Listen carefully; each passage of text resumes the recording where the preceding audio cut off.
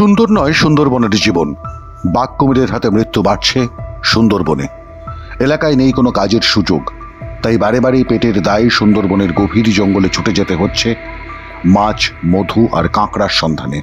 আর তাতেই প্রাণ যাচ্ছে গ্রামবাসীদের। সরকারি সুযোগ সুবিধা মেলে না। ইতিমধ্যেই কেউ হারিয়েছেন স্বামী, ভাই, বাপ কিংবা সন্তানকে। তারপরেও জীবন বাজি রেখে ঢুকতে হয় গভীর নিষিদ্ধ জঙ্গলে বাঘ, কুমির, কামঠের খাদ্য হতে। পুরুষ ছেলে না মাঝি কি সাহস হবে, আবার বাঘ বিছানে ছুটে আইসে। তারপরেও আপনারা যাচ্ছেন জঙ্গলে? হ্যাঁ, তারপরেও যাচ্ছি, কি করবো, না গেলে তো খাবো কি করে? পেটের দায় যাইতে হবে না, আমার হাড়ি উঠবে নি কাকড়া জঙ্গল কি নাই গেলে কি করবো? জায়গা জমিন কুচ্ছে না, ঘর বাঁচতে ঘর ভেঙে পড়ে আছে। ঝড়ে বাতাসে ঘর মাঝে ঘর সাইসা যে তিরকুণও পাইনি, টাকা পয়সাও পাইনি, ঘর দর সব ভাঙা আছে। কি করবো, গরিব সংসার পারিনি করতে। সুন্দরবনের প্রত্যন্ত এলাকা পাথর প্রতিমা জি প্লট, যেখানকার ছোট্ট একটি গ্রাম সত্যদাসপুর। নমিতার মতো মল্লিক, ভূঁইয়ারা ছাড়া এ গ্রামের 90% বাসিন্দাই আদিবাসী। ব্রিটিশ আমল থেকে বাস করছেন এখানে। জঙ্গল সাফা করতে যাদের পূর্বপুরুষদের নিয়ে এসেছিল ব্রিটিশ ঠিকাদাররা, সেই থেকে প্রজন্মের পর প্রজন্ম তাঁরা রয়ে গেছেন এখানে। এখন জনসংখ্যা প্রায় 2000-এর কাছাকাছি। গ্রামে 100 দিনের কাজ নেই, চাষের রোজগার নেই, ঝড় বন্যা ভাঙনে বিপন্ন আশ্রয়। তাই পেটের খিদে মেটাতে, মাথার ওপর ছাদ জোগাড় করতে জীবন বাজি রেখে মাছ, মধু আর কাঁকড়ার সন্ধান সুন্দরবনের গভীর জঙ্গলে। আমরা গেছিলাম কাঁকড়া ধরতে। আমার বড় ভাই ধরো প্রায় 8-9 বছর হয়ে গেছে। ওই আমরা কী করবো, গরিব মানুষ, ওই কাঁকড়া মাছ ধরতে যাই। তখন পেটের দায়ে ওই কাঁকড়া মাছ ধরতে গিয়ে আমার বড় ভাই 8-9 বছর পরে আমার বড় ভাইকে নিয়ে চলে যায়।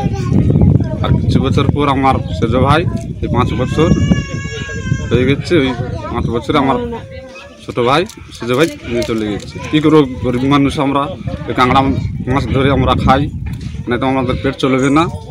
তার জন্য আমরা জঙ্গলে যাই। গত 5 বছরে শুধুমাত্র এই সত্যদাসপুর গ্রামের 22 জন আক্রান্ত হয়েছেন বাঘ, কুমির আর কামঠের আক্রমণে, যার মধ্যে প্রাণ হারিয়েছেন 14 জন। 3 জনের এখনো কোনো খোঁজ মেলেনি, আর 5 জন ফিরে এসেছেন শরীরে ভয়ঙ্কর ক্ষত নিয়ে। অর্থাৎ গড়ে প্রতি বছরে 4 জনের বেশি।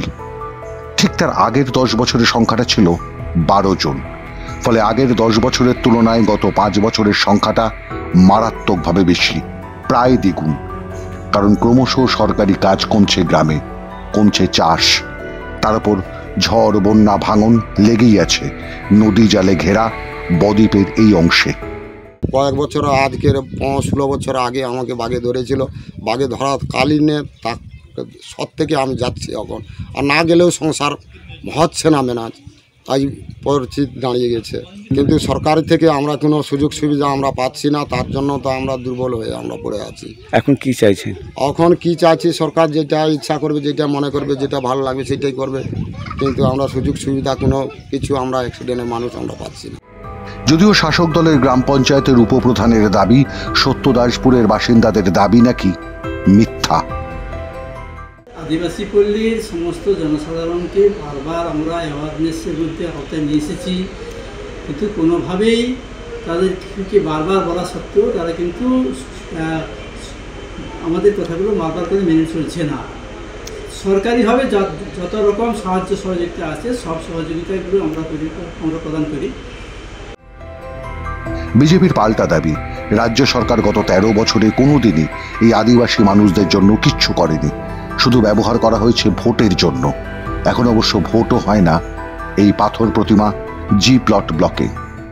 যারা আজকের এই মৃত্যুবরণ করেছে তাদের পরিবারের পাশে এই রাজ্য সরকার এখনো পর্যন্ত দাঁড়ায়নি বা কোনোরূপভাবে কোনো আর্থিক প্যাকেজ ঘোষণা করেনি।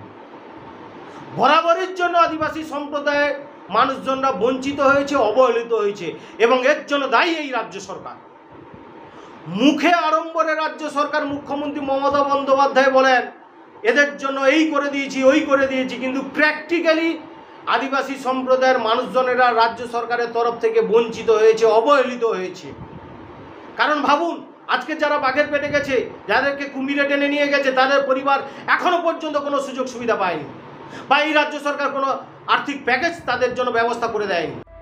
বিতর্কটা চলবেই, রাজনীতির দাবি পাল্টা দাবি চলবেই, কিন্তু মূল সমস্যা হলো কাজ, নিয়মিত কাজের নিশ্চয়তা, যা পেলে হয়তো সুন্দরবনের সত্যদাসপুর গ্রামের মানুষকে নিজেদের জীবন বিপন্ন করে গভীর জঙ্গলে বাঘ কুমির কামঠের সঙ্গে লড়াই করে অন্তত বাঁচতে হতো না।